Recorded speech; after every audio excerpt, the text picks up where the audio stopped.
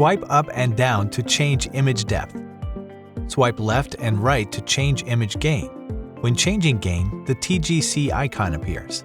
Tap it to display the TGC sliders. Drag the sliders to optimize the gain at different depths.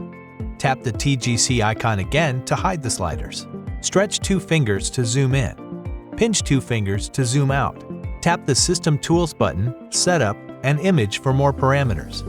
Disable or enable eye clear for speckle noise rejection function.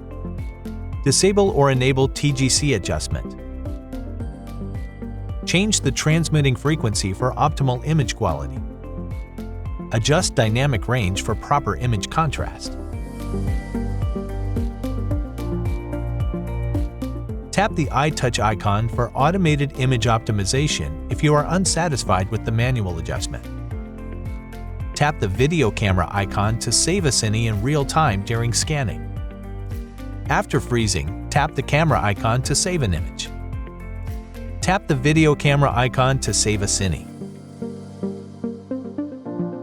Tap the play button or drag the progress bar to review the current cine.